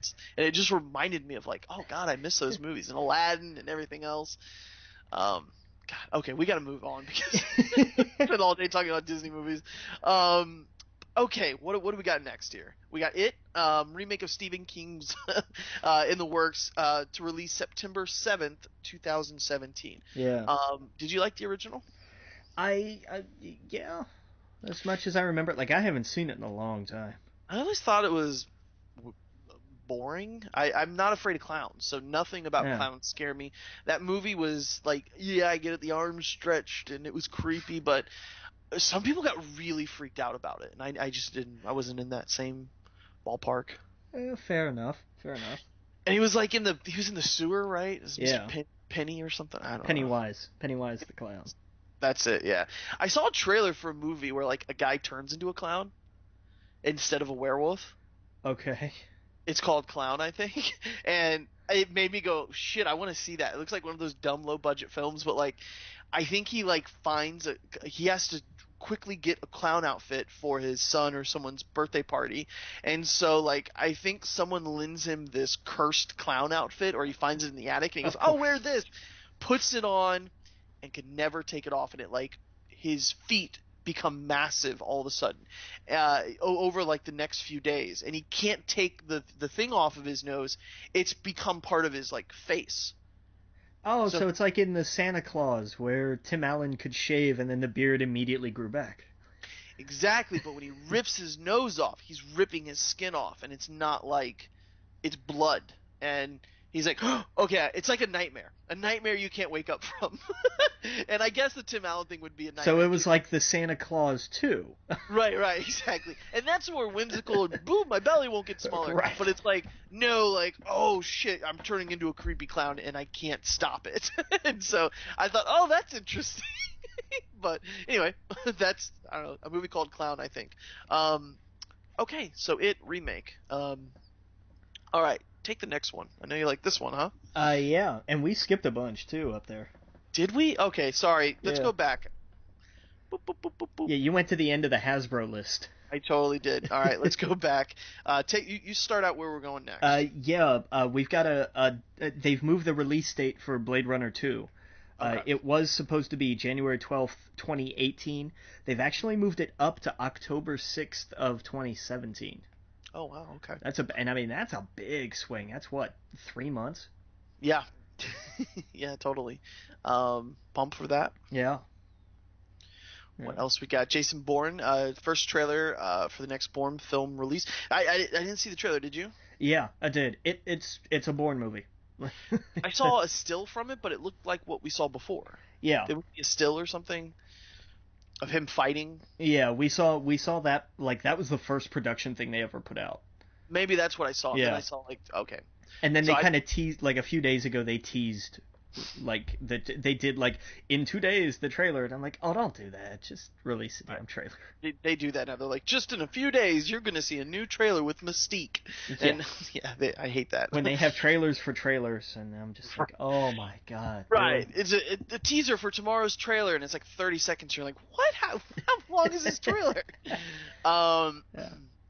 Independence Day, a resurgence, a new trailer was released for the upcoming sequel. I didn't see it. How was it? It looks like a trailer for Independence Day. Yeah. Look, I'll go see this. I'm not excited for it. I'm not expecting great things, but as long as they remember the spirit of the original, we'll be fine. Right. Yeah, I think we'll be good. Let's see here. What else we got? Go ahead and take the next one. Yeah, Fran Kranz, who was the stoner in The Cabin in the Woods, has been cast in The Dark Tower. He's going to play Pimley, who was the Man in Black's right-hand man kind of character. Oh, okay. Gotcha. So that's good. I liked him. He was good. He was really funny. Yeah. And yeah. I mean, and he's done a lot of other Joss Whedon stuff. He was in Dollhouse, which I never actually watched. I know. Demerit on my Geek card. I know. I saw an episode of it, I think, in the hospital. That was it. Oh, that was helpful. Yeah. Well, I didn't know. The premise didn't really. I was like, okay. True. I think he was in Cabin in the Woods too. Yeah, he was the stoner. That's right. Okay. Yeah. He was Shaggy. He was. Yeah, exactly. Yep. All right. And of course we got rock news. Jumanji is confirmed. He is casted for the reboot, so that's cool. Okay, sure. Yep. We got Fantastic Beasts and Where to Find Them news. The screenplay by J.K. Rowling is to be published as ebook, sold through Pottermore. Yeah, that's interesting. Yeah. So get your ebooks out. You should have one. If you don't, they're amazing. Go get a Kindle. Holy shit. Yeah. Give us this Hasbro news here. Yeah. They've unveiled the names of the people who are working on their big cinematic universe of every toy from the 80s. And its names like Michael Chabon, Brian K. Vaughan, Nicole Perlman, um, and then we get into some really interesting names that aren't quite as recognizable. Lindsay Beer, who's working on some of the adaptations for the Kingkiller Chronicle over at Lionsgate. Okay. Chio Coker, who's the showrunner for Luke Cage. John Francis Daly and Jonathan Goldstein, who wrote Spider-Man Homecoming, the movie, not the comic book issue. Joe Robert Cole, who's writing Black Panther. He also worked on People vs. O.J. Simpson. Jeez. Yeah, Jeff Pinkner, who wrote the adaptation for The Dark Tower. You've got Nicole Riegel, who has worked on The Blacklist, or has worked on the script Dogfight, which is on the Blacklist. And Geneva Robertson, who is part of the writing team on the new Tomb Raider reboot.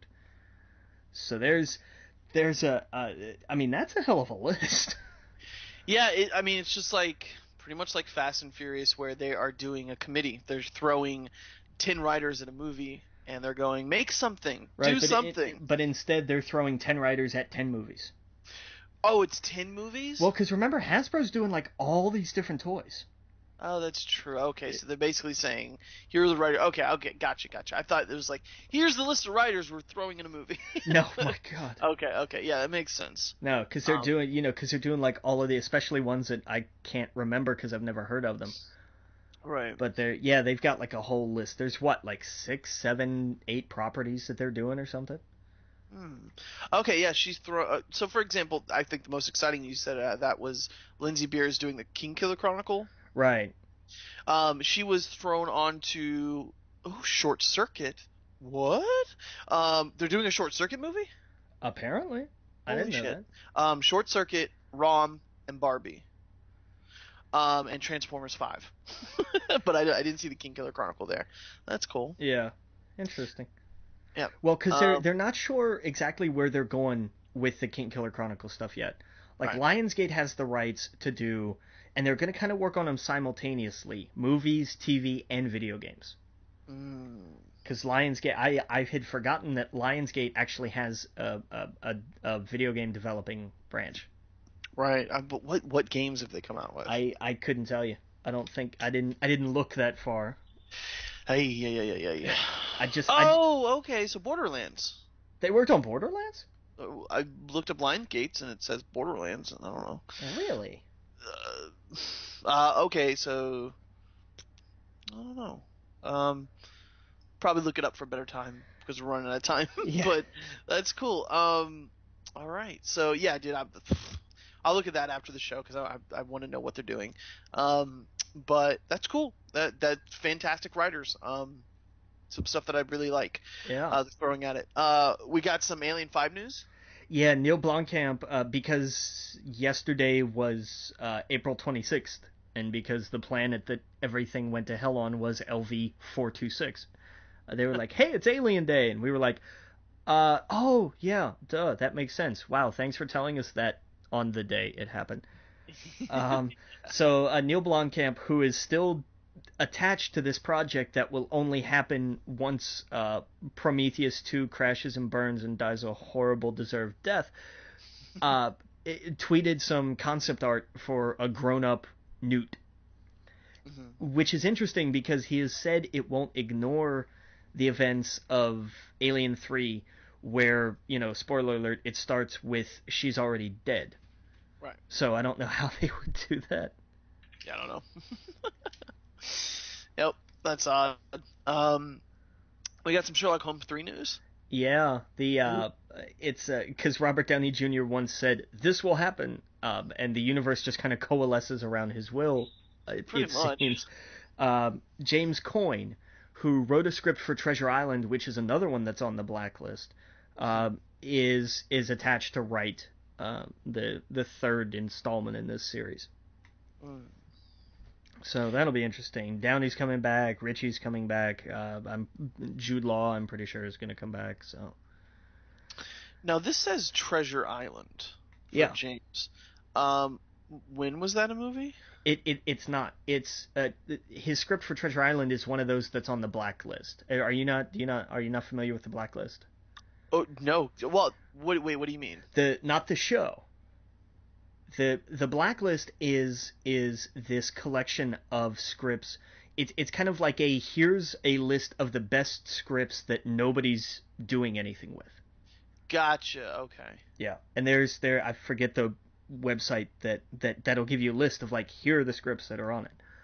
This is one of those scripts. Like he wrote a treatment for this, and everybody's like, "Wow, this is awesome," but nobody's optioned it or bought it yet or anything. Okay. No one's bought it. Usually they buy it and then they sit on it. So it's but, something like that sometimes, yeah. But you'll hear about a lot of scripts like that. There was one not that long ago. Well, I mean, this is kind of it's what you're talking about. It's kind of what Max Landis talks about in one of his interviews, where he's like, "I've written like 57 scripts and I've sold most of them, and I'm not doing that ever again." He's like, "I really hate that when I sell a script, it's just put in a drawer somewhere, right, and nothing's made of it, and it's heartbreaking." And I was like, "Oh, that's yeah." He's like, "You get a paycheck, but it's not rewarding." right. If you're really a writer in it for the writing, Right. then it's about getting the story told. It's not about doing the work for a paycheck. Yep. And he was like, "I'm just trying to not do that anymore." So he's like, "If I'm going to write, I want to make sure that it's made into something." Yeah. So that's cool. I've heard of Blacklist, I guess, but I just never really looked into it. What else we got here? Yeah. Here's something interesting. The director for The Spectacular Now, whose name I'm going to have to wind up to pronounce, James Ponsoldt. He is going to write and direct and produce an adaptation of an MTV version of the Live from SNL book that we just read. Yeah. The title of which is I Want My MTV, The Uncensored Story of the Music Video Revolution. And you can't put that on a movie poster. Right. So hopefully they shorten the title. But yeah, it's gonna be kind of like a biopic for MTV. That's awesome. So that'll be cool. That'll be just call it I Want My MTV. That's all you need to do. Sold. Yep. Or Video Killed the Radio Star. Could do that. Yep. I Want My MTV. Video Killed the Radio Star as the other part of it. All right. Take the next one. I put this in here just because I laughed for 5 minutes when I read New Line Cinema has bought the rights to Three's Company. Why would they do that, you ask? Well, I'll tell you. Because the co-writers of He's Just Not That Into You, Abby Cohn and Mark Silverstein, are going to be writing the Three's Company reboot movie. Okay. Which is going to be set back during Three's Company time. Oh, Jesus. It's not going to be updated. It's not going to be revamped. It's going to be just a straight-up period remake. I don't understand. Why? I don't know anything about Three's Company, so I don't know how that would even be made into a movie. I mean, you could, but why? It's like people that made What to Expect When You're Expecting. Why? Who looked at this and said, we can make a comedy out of this? Really? Right, it's a cool TV show. I get it sounds straight up like a TV show. I don't know how it could, unless they make it raunchy like they're doing with Baywatch. Yeah, but I don't think so. Yeah, I don't know. I have no idea. All right. Well, that's weird news. Yeah. Let's move on. What other news we got here? We got some TV news. Yeah, we'll knock out some today. We don't have a lot of TV news this week. Okay. The Twin Peaks entire cast list was released, and I recommend people go read it because some of the names are really bizarre. I picked out some of my favorites. You have Naomi Watts, Michael Cera, Laura Dern, Jim Belushi, Monica Bellucci, Tom Sizemore, Trent Reznor. Yes, that Trent Reznor. You have Eddie Vedder. Yes, that Eddie Vedder. Tim Roth, Josh McDermott. It's the list is magic. You've got to Did you just Google actors? You could. It reads like that's exactly what happens. That is bizarre. It's so weird, and that's not even the half of it. Like, it's a huge list. When's this coming back? I don't know. They're not done filming yet. Jeez. Yeah, I remember it was like on again, off again, and then once it came on again, they just probably sent a massive amount of emails. Who wants to be on the show? Right? We'll get you on. We'll get weird. We'll kill you off. Tom Sizemore. Who wants to die?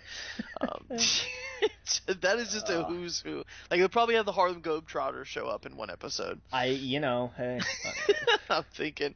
But when we get back, we got a lot more TV. Well, not that much more. What am I talking about? We got more video game news. We got a little bit more TV. Some comic book stuff. We'll talk about American Alien.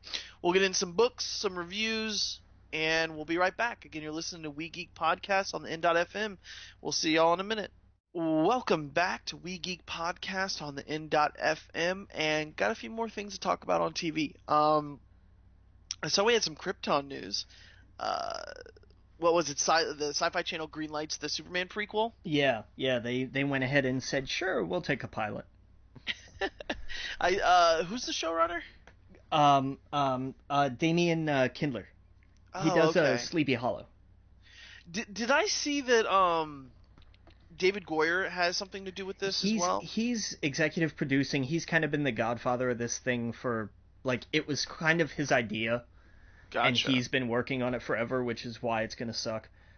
Are they tying this into the movies, or is it its own thing? I think it's going to be its own thing because it's Superman's grandfather. Oh, okay. It's a couple generations before the planet explodes. You know, spoiler alert for, like, season 9, probably. But, like, yeah, Krypton explodes, in case you didn't know. Right. That's why the logo is an exploding planet. Spoiler alert. Yeah. And everybody dies except Superman. So, it's really just a tragedy waiting to happen on a lot of different levels. Yeah, I bet they opened it up saying, "Man, this is the safest place in the galaxy." I swear, I would love for that to be like the first line. Right. Like, have you ever seen a more stable paradise? Right, exactly. Nothing could destroy us. Right. Oh man. Relax, Mor-El. This civilization will be around for generations. Yeah, exactly. I don't see that being an interesting TV show. I don't. Just because at least this is uncharted territory. I guess. I mean, I don't. What happened to Booster Gold? Like, sci-fi, what are you doing? Do a Booster Gold. We'll talk about Booster Gold. Oh, you haven't seen Legends of Tomorrow yet, have you? Damn it. No. They've hinted at some stuff that's kind of upsetting because someone in the show is named Michael, and that's Booster Gold's name. It's not the character's name, and I'm thinking, oh, they're just making him Booster Gold, and it's kind of frustrating. But that's it. There's nothing more to that. It's not really a spoiler because it was a throwaway line, and his character has nothing to do with him. Oh, it's just frustrating. I'm like, wait a second. These time masters and stuff. I don't know. I want a Booster Gold show, pretty much. That's what I'm saying. Huh. All right, where are we at? Doctor Who. Yeah, BBC released like a little announcement trailer introducing the new companion. Pearl Mackie, who hasn't been in anything as far as I could find, is going to be playing Bill, who's the Doctor's new companion. And I loved the little, like, it's only like a couple minutes long, but she just runs that, like, they're running from Daleks, and she's like, why do they have like a plunger on the one side? Like, I don't get it. Like, wait, her name's Bill? Yeah. Is that a female name? Yeah. I didn't know that. Yeah. I've never met any female named Bill. Okay, that's cool. Oh, Billy. I guess. Yeah, there have been Billies before. Billie. I've never met. Okay. Yeah. Well, I'll take it. Yeah, that's kind of caught me off guard. Yeah, I guess Billy. That makes. Yeah, I don't know. Well, that's cool. She seems like it's going to be a little more, I don't want to say upbeat, but it's not going to be like all entrenched in serious like mystery. Because the other thing is like, oh well, they can't get through that door. They're too wide, and he has to turn around, and he's like, these things are a tank that a little door is not going to stop them. She's like, well, why do they all just keep saying exterminate? And he's like, because that's what they do. He's like, well then why don't they just say kill? He's like, do you really want them to save time? It's great. It looks like this, like this one. This is going to be the antidote we needed to, or not the antidote, but the balance we needed from Clara. Right. which was Right. just all mystery all the time. I'm like, no, fun, more fun. We need more fun. Yeah. But I think that Yeah. covers it for TV news. Yeah. Pretty. I like Clara. Uh, I've watched some more episodes since the last time we talked about it. I just haven't caught fully up. yeah. But I did like her. I mean, Clara was fine. Like there wasn't anything wrong with it. I don't want And after like serious kind of mysteryness, we get more serious kind of no. We need fun. We need to kind of go back up here. Hmm. Well, I liked Amy Pond too. I really liked Amy Pond. I loved Amy Pond because she just called him on all his crap. She was probably my favorite. Yeah. Because that's it's I guess it's the truth. Like the doctor that you first watch is your favorite, and usually the companion. That was the one that got me in. Yeah. Yeah, and I just loved that story. It's really cool to see all the actors like go from that to go to like Guardians of the Galaxy and Legends of Tomorrow. Yeah. And, One went. How about that? Everybody from Doctor Who's kind of gone on somewhere else. right. Amy Pond became Nebula. Rory became a time master. Who stole a time machine and suddenly he did become the Doctor really. Yep. And That was Terminator. yeah, Matt was the Terminator. Tennant became the Purple Man. We had like it's been quite a springboard. Eccleston was in Thor: The Dark World. He was Malekith. Oh yeah, that's right. You're right. Yeah, see, they all go somewhere.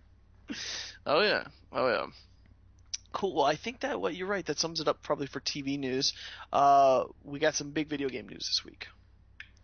Apparently, the Call of Duty title has been leaked, potentially outed by the PlayStation Store, and it's supposed to be called Call of Duty Infinite Infinite Warfare. Warfare. Oh yeah, I left out the last part of that. That's the stupidest thing I've ever heard. Yeah, I saw a joke. It was like Infinite Warfare, probably going to be 5 to 6 hours. Right, exactly. Well, it's Infinity Ward that's doing it, right? Yeah, Infinity Ward, but I mean, it's just I don't. Oh yeah, Infinity Ward. That's right. I mean, I get it. It went from like we had Advanced Warfare and we went from Modern Warfare to Advanced Warfare, and now Endless Warfare, Infinite Warfare. I don't just.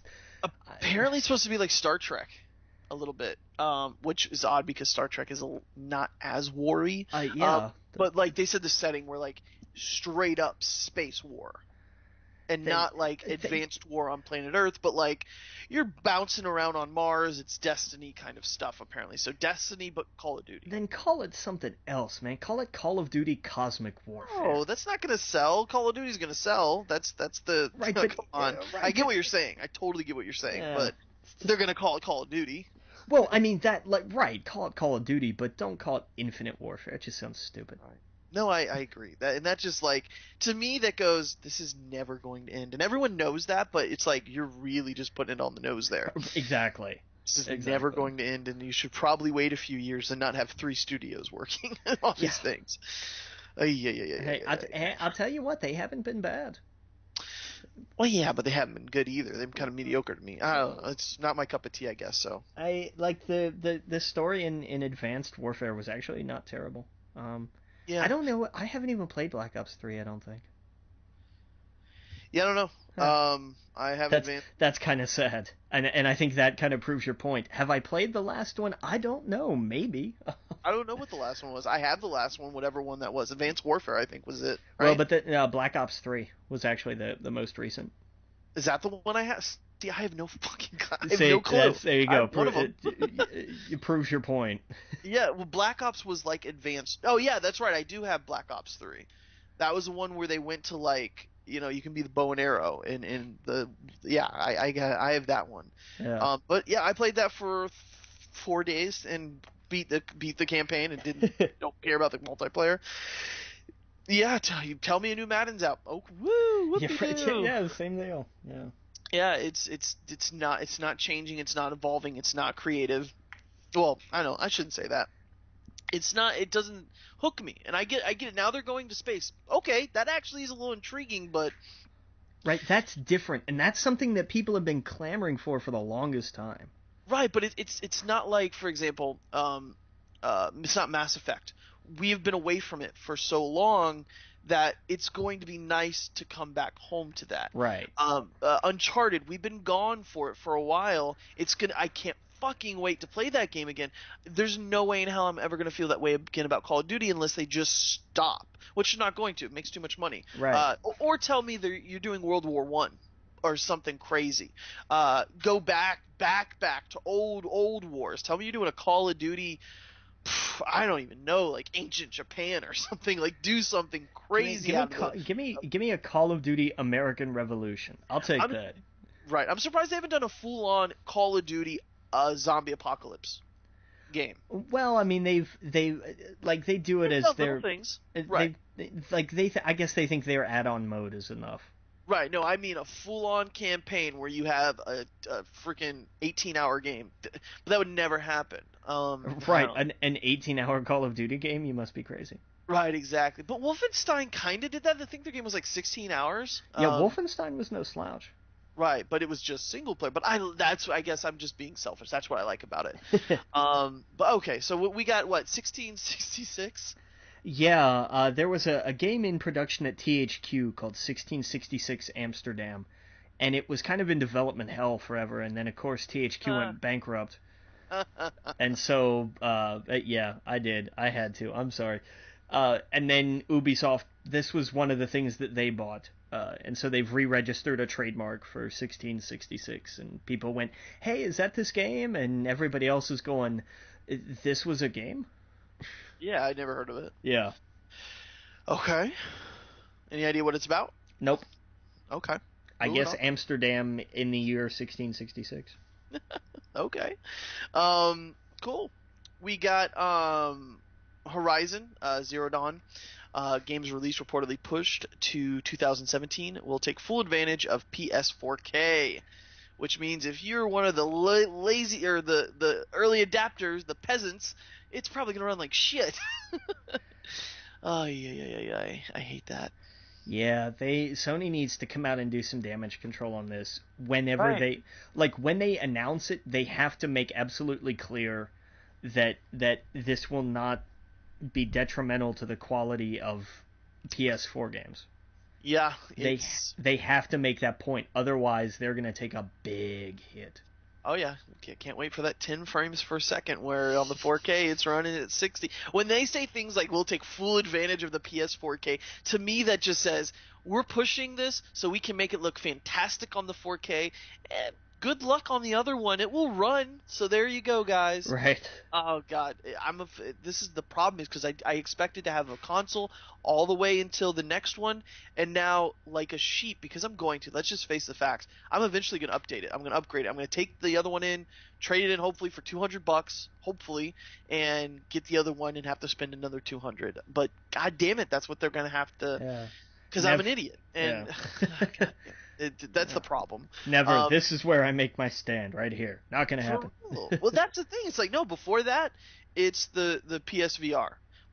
Before I even get, and then after that, it's the NX. It's like I have things that I want to get before I even think about the 4K. But god damn, like I don't want games to run like asshole on it either.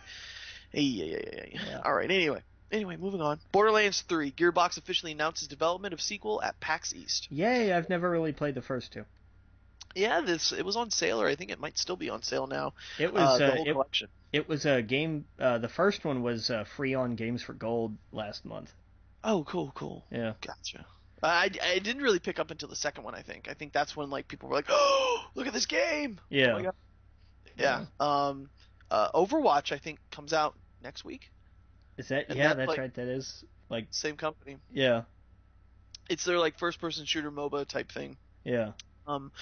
Nintendo reports claim Nintendo to announce more mobile plans during next earnings call.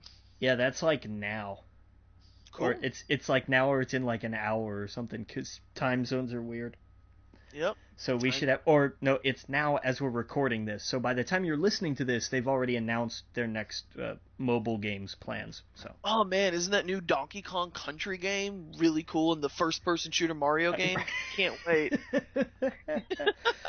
You can And, play Super Mario on the Galaxy. Right, exactly. God, Yeah. I can't wait for that. The Pokemon game. I mean, I don't even know what to say. I didn't see this coming. Like Yeah. I was totally surprised. Yeah, exactly.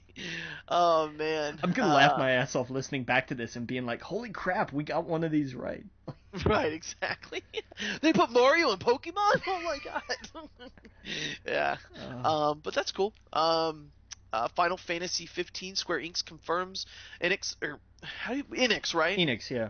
Yeah, confirms more Ultimate collector's editions will be produced, but will not be available before the launch date. What the fuck? Well, because they made 30,000 and they sold out immediately.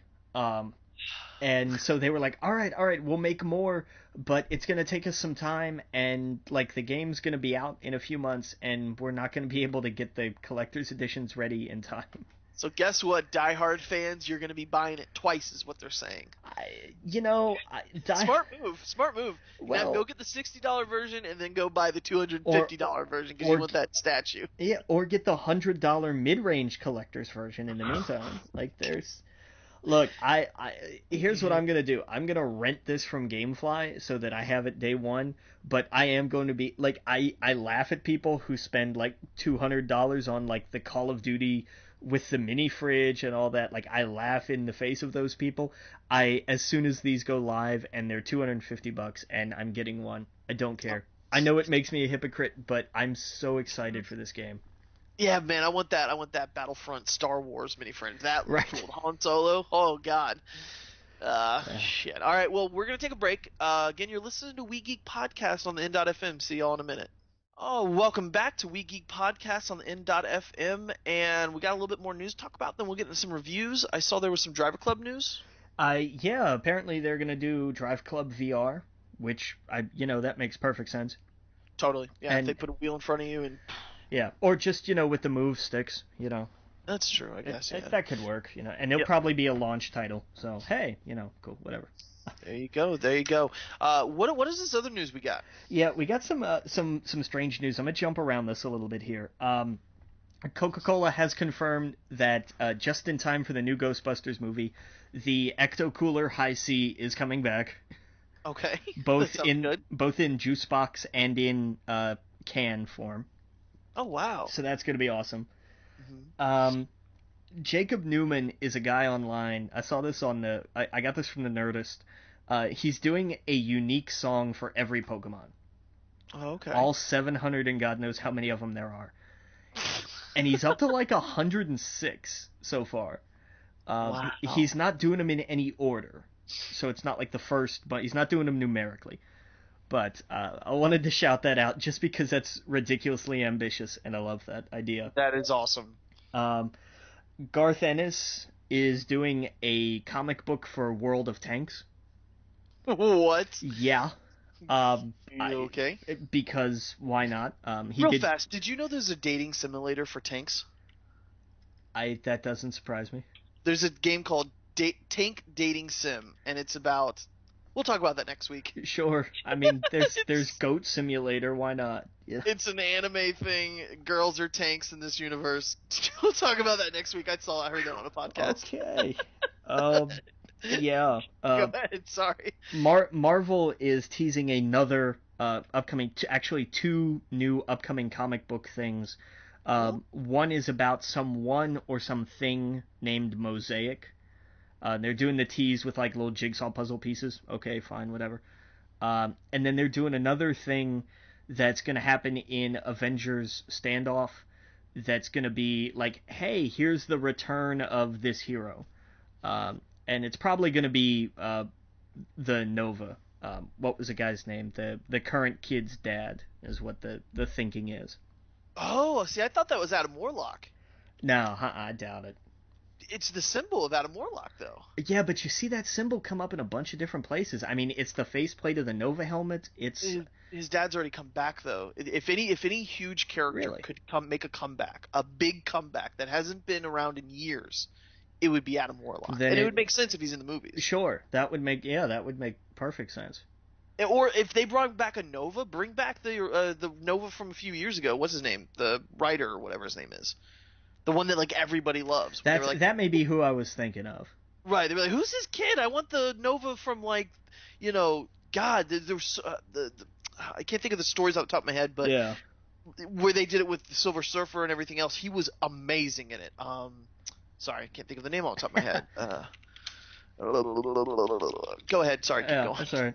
And one other thing, we've talked a lot about the Kingkiller Chronicle on here because we're big fans. Hi, Pat. But because he listens. But in the second one, in the Wise Man's Fear, they introduced a game called Tak, T-A-K, and it's basically like that universe's version of chess and Go, and it's like it's one of these games. It's like it's simple, but it's complex, and it's been around for ever. They got a Kickstarter to finally get that going. They've created an actual physical version of it, and they kickstarted it. They launched the Kickstarter a few days ago. They needed $50,000 to get this done. They're like 2 or 3 days in, and they're up to $400K. Oh wow! So, but it's awesome. Go check it out. Just go to Kickstarter and search Tak. Or go to Pat's blog, and he did like a whole post on the history of how this came about and everything. Oh wow!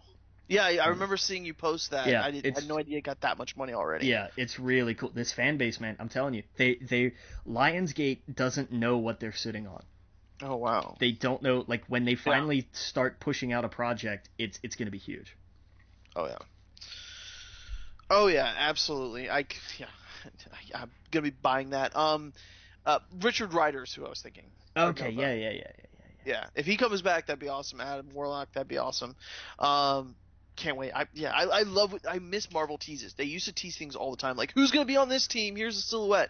I love when they do that stuff. Yeah. Yeah, I gotta look more into that. Okay, so we don't have much time left, so what we're gonna do, real fast, we're gonna talk about the book that you picked. The book that I picked, I goofed up and didn't finish, so we'll push the New York book, the Live from New York book next week. We're also gonna be reading, or actually, let's talk about your book real fast. Good Omens. What'd you think of it? I love this book. This was such a fantastically funny British apocalyptic book. I didn't know it was gonna be funny. I didn't either until like you get a paragraph in and you're like, oh my god, this is gonna be awesome. Right, exactly. I loved that it was like modern. Well, it wasn't modern, but you know what I mean. It was just they just felt down to earth. I guess they didn't feel like these, gods and demons, pretty much. If that makes sense. Right. Yeah. Right. But yeah, no, I thought it was really cool. I really dug it. All the Neil Gaiman books you've picked have been spot on. Well, because it's Neil Gaiman. You can't go wrong. Yeah, it's like, where have I been? I've missed all this. Yeah. But I just thought it was really cool. It oddly felt kind of like, I don't know much to compare it to, but kind of like Dogma, if that makes sense. Yeah. That's Not a bad analogy. Right. But I really liked it, man. Yeah, I don't know what else much to say about it, but I totally dug it.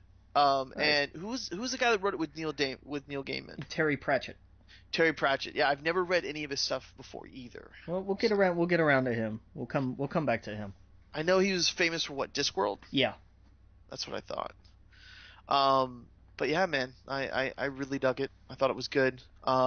You've really opened up so many books that I would have never picked up. There you go. Yeah, without it.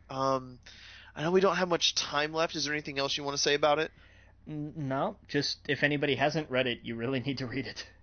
Yeah, it's really good. We don't really have time to talk about a lot of the TV shows we saw, The Flash and stuff like that. Do you want to do that, or do you want me to talk about VR? Go ahead. We'll just jump to VR. Flash was back. It was good. Game of Thrones came back. We'll do 2-part Game of Thrones next week. See, I don't even know if we have enough time for VR. Basically, they had a demo at the Microsoft Store. Please go online, look to see if the Vive demo is near you. It's everything I thought it was going to be and more. One thing I can't express enough is when you're looking at it on YouTube and you're watching someone do it, it looks like they're looking at a little screen, and that you imagine in their head they're seeing the little screen, and they're very clearly looking at a little screen, and it's like they're looking inside of a window into whatever, and it's not like that at all. it is the best way I can explain it. This is going to sound corny. It's an out-of-body experience.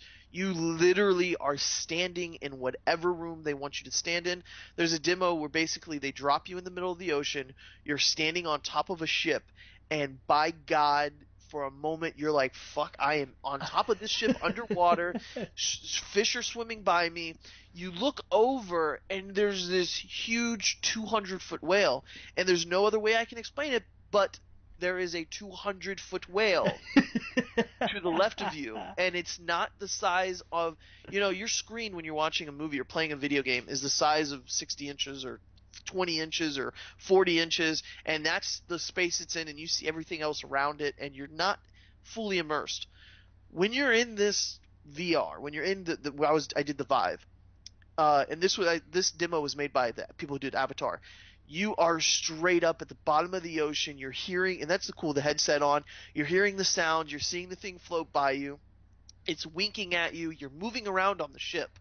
I did the other thing where you play with paint, and you draw in 3D shapes, and and it's cool. Like the controller is so awesome because in your hand you're seeing you see the controllers, and it's perfect. There's no lag. It is dead on. When they hand it to you, all you see is them floating in the air, and you can grab them with no problem. You know exactly where they're at. And what's cool is little HUDs pop up from the controllers in your 3D world. Oh, nice. Yeah, and you're moving around menus and stuff, and big menus will pop up, and you're flowing through them with your other wand, and you're just like, this is so cool. And then I played like the traditional type game where it's the first person shooter. You put your left hand back and pull it out real fast, and it turns into a shield. And you're shooting these drones that are shooting at you Matrix style, so you're moving out of the way, and it tracks your head. It tracks where your hands are. So like. And and suddenly I'm doing Matrix with both hands out to the right and left of me, and I'm shooting things on both sides, looking at them, and I'm just like, fuck, this is the future. This is what I've been waiting for. This is what they promised us in the 80s and 90s when they said, you want to go into a virtual world? Holy shit. And it was so cool because I told my parents about it, and I know we got to wrap it up. Mom ended up going to it. She was like, I imagine this is what drugs are like. She was like, this, and that's where I got the out-of-body experience, because that's what I felt like. This was a complete out-of-body experience. Nice. She was like, I've never felt anything like that before. You're transformed to a different world. She was like, I immediately wanted to put it back on, and I did not want to leave it off. Nice. Because, like, you are just drawn into it like a moth to a flame. So anyway, we got to go. I'll talk about it more next week. I'll get more into detail about it, about the demo and stuff. But you can find us, We Geek Podcast, at We Geek Podcast on Twitter, our Facebook groups, We Geek Podcast, at The Logan Witt, at Adam Estep. Where else am I missing? Go to iTunes, like us, subscribe, and reviews. And am I missing anything? No, nothing I can think of off the top of my head. All right, well, Captain.